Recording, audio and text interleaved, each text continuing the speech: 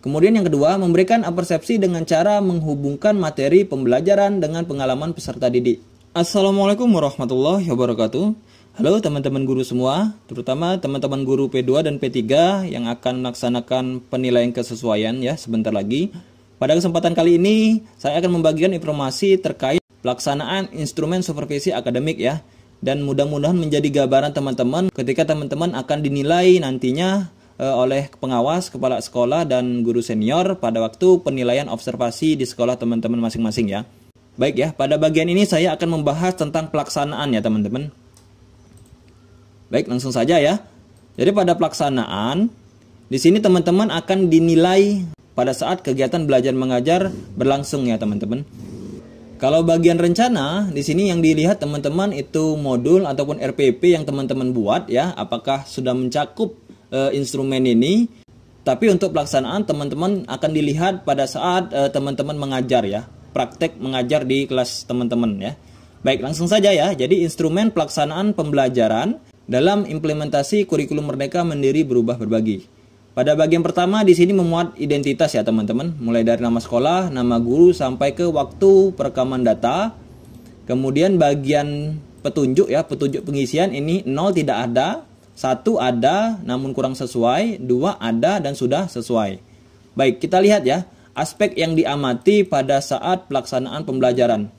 0, 1 dan 2 ini untuk skor ya, skor teman-teman. Pada pelaksanaan kegiatan pembelajaran, yang pertama kegiatan pendahuluan.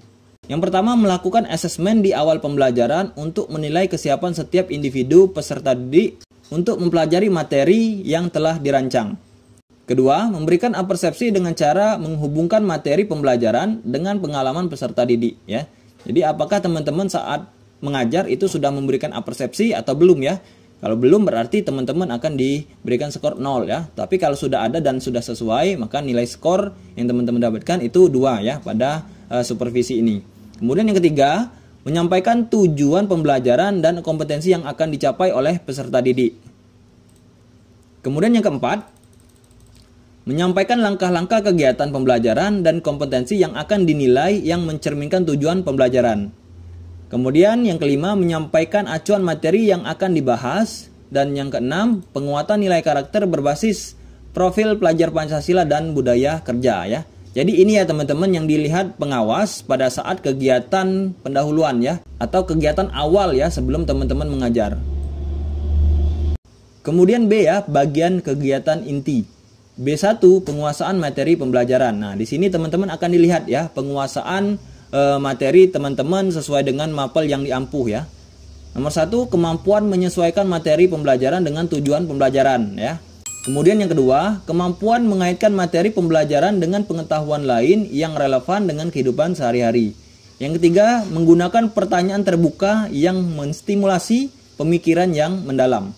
Keempat, memotivasi peserta didik untuk berpartisipasi aktif agar terbangun sikap pembelajar mandiri.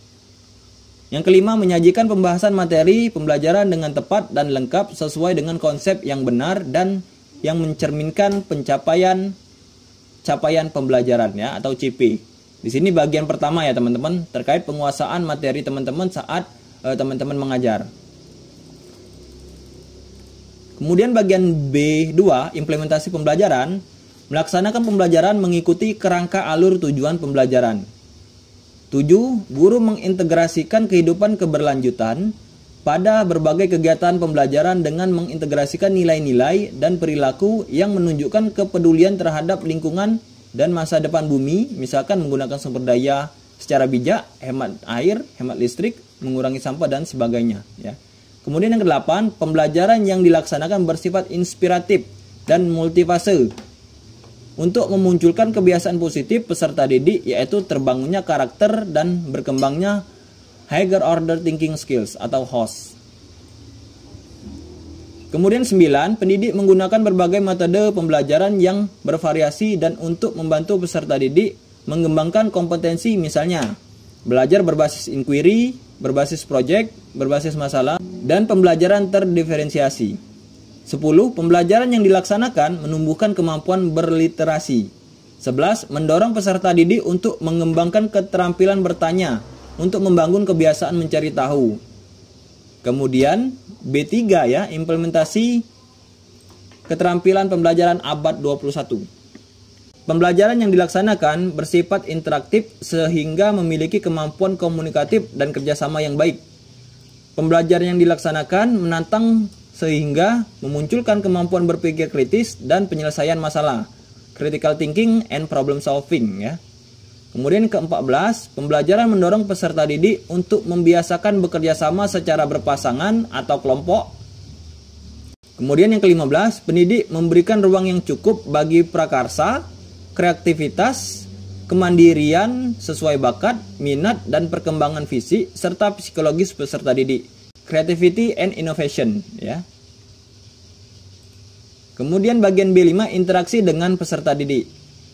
Guru senantiasa memberikan umpan balik langsung yang mendorong kemampuan peserta didik untuk terus belajar dan mengeksplorasi ilmu pengetahuan. 19. Guru memberikan respon positif terhadap partisipasi peserta didik.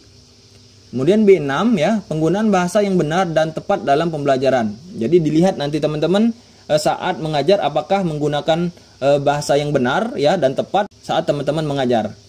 Instrumennya menggunakan bahasa Indonesia yang baik, benar dan kontekstual. 21. Menggunakan pilihan kata yang mudah dipahami oleh peserta didik. Kemudian bagian C ya, kegiatan penutup pembelajaran.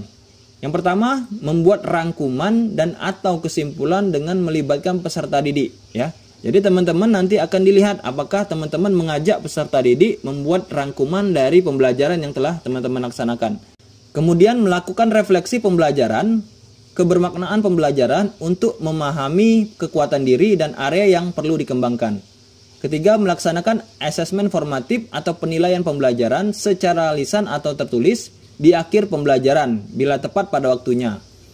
Kemudian yang terakhir, memberikan tugas atau pekerjaan rumah ditujukan untuk mendorong ya. Jadi ditujukan untuk mendorong pembelajaran yang mandiri dan untuk mengeksplorasi ilmu pengetahuan dengan mempertimbangkan beban belajar peserta didik. Jadi ini bagian untuk kegiatan penutup teman-teman ya. Jadi instrumen-instrumen ini akan dinilai nantinya pada saat teman-teman melaksanakan kegiatan belajar mengajar ya. Jadi tidak bisa instrumen ini diisi kalau tidak melihat teman-teman mengajar. Seperti itu. Jadi seperti itu ya teman-teman, instrumen supervisi yang dilakukan kepada saya ketika saya mengajar di sekolah saya ya. Semoga ini dapat bermanfaat bagi teman-teman dan menjadi gambaran teman-teman pada saat nantinya penilaian observasi telah dilakukan oleh pengawas sekolah, kepala sekolah, dan guru senior. Demikian teman-teman, semoga bermanfaat ya. Jangan lupa subscribe, like, comment, dan share. Bagi yang sudah subscribe, saya ucapkan terima kasih. Saya akhiri. Assalamualaikum warahmatullahi wabarakatuh.